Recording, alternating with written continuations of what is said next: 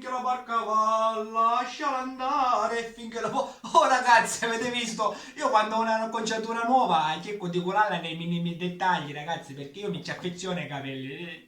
È la cosa bella per me avere i capelli. E poi vi devo dire che con mia moglie va anche bene, mi trova più sexy con questi capelli qua.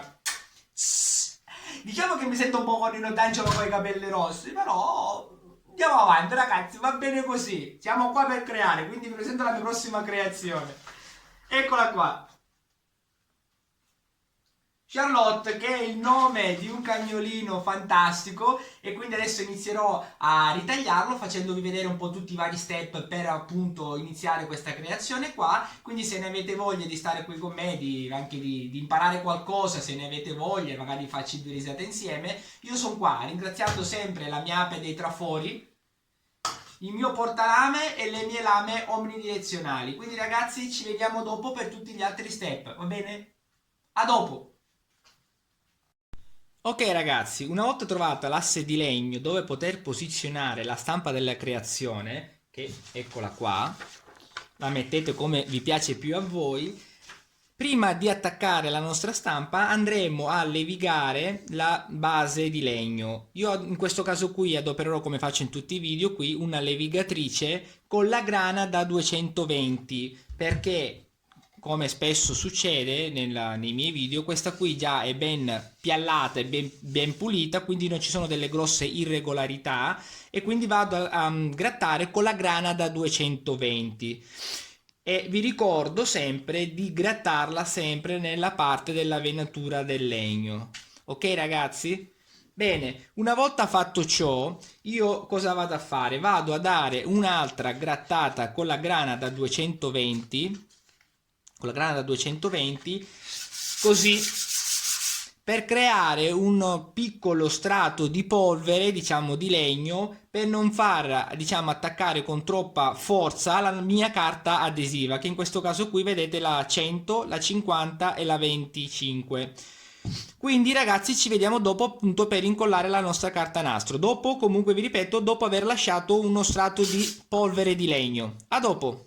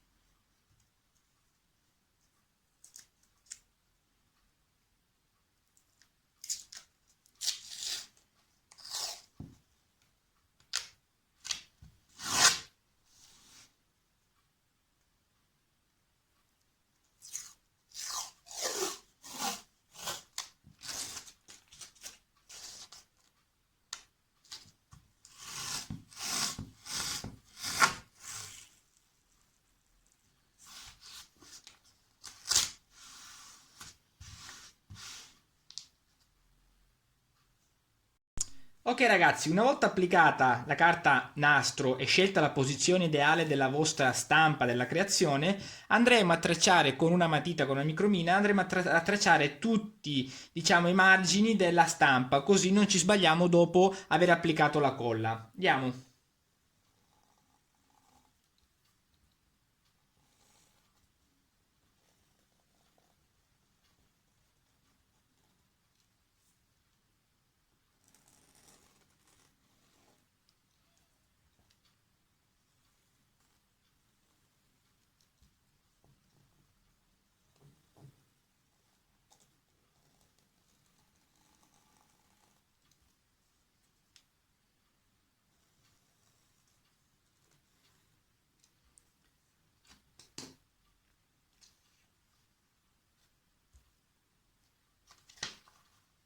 Ok, prima di giustamente di togliere la stampa vado a guardare che ci siano le linee di tutti i contorni, diciamo, della stampa, quindi manca qui un pezzettino.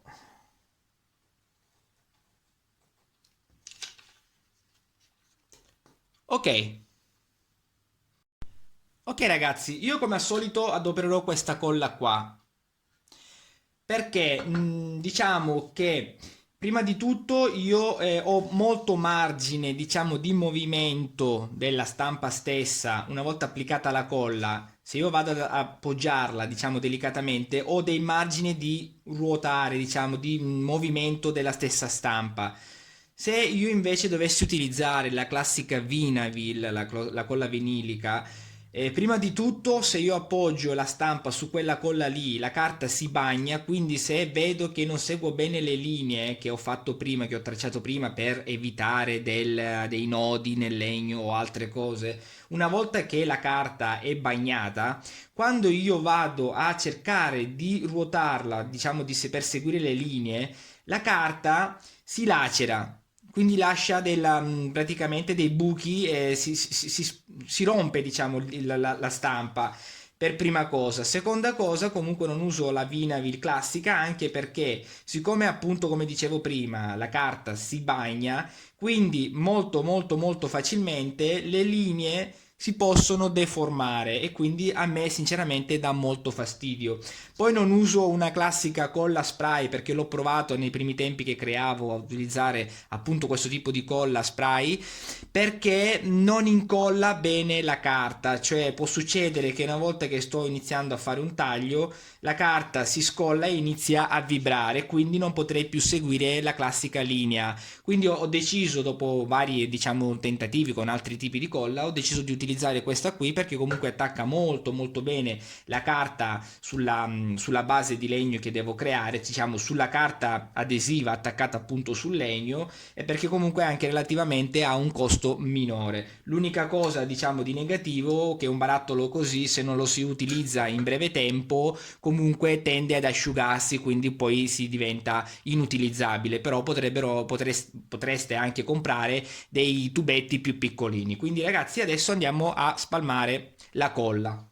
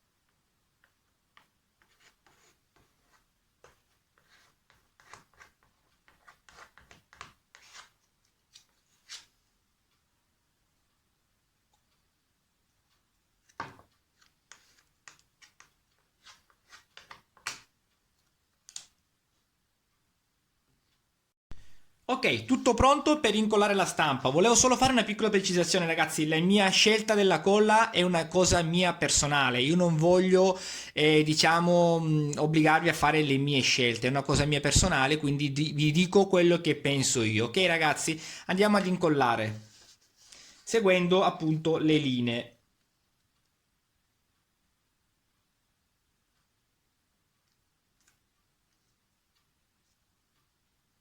Ok.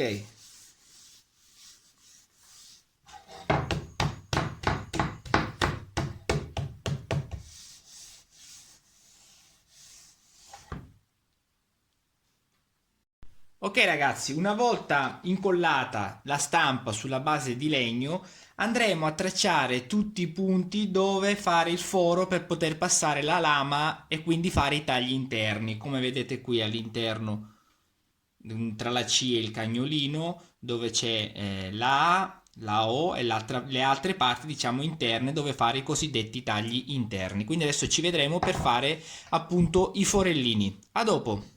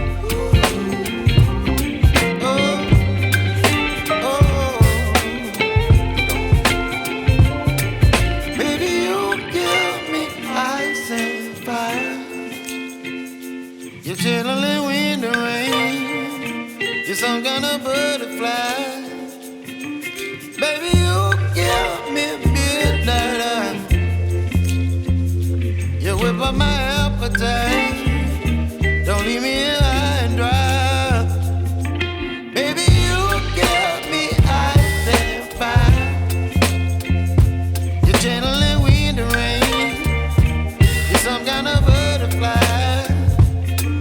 Baby, you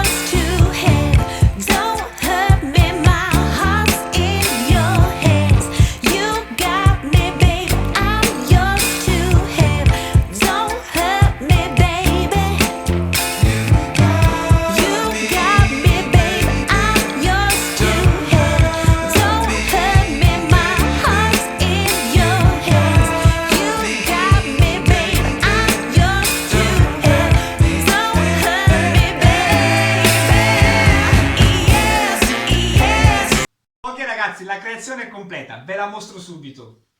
Ecco qua Charlotte.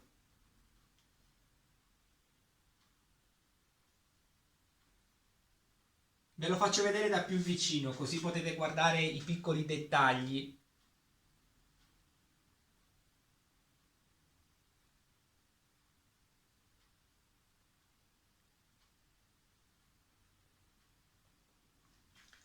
Ok ragazzi, adesso mi manca solo di fare i due forellini per poter mettere gli occhioli, eccoli qua. Metterò color oro e quindi poter mettere la corda per poterlo appendere. Adesso farò la verniciatura e poi vedrete le fotografie finali da, diciamo, da verniciata la creazione. Quindi ragazzi, spero vi sia piaciuto ancora una volta il mio video, di avervi anche fatto un po' sorridere, magari chi lo sa, magari vi è piaciuto qualche mio modo di creare, speriamo, dai. Se non siete iscritti, iscrivetevi al mio canale perché per me è molto importante, mentre per voi magari è una piccola sciocchezza. Cliccate, vi iscrivete che per me è molto importante. Ringrazio ancora il mio traforo, la mia apre dei trafori, il mio portalame, la mia lama omnidirezionale che veramente mi fanno divertire a creare. Quindi ragazzi, ci vedremo per la prossima creazione. Ciao!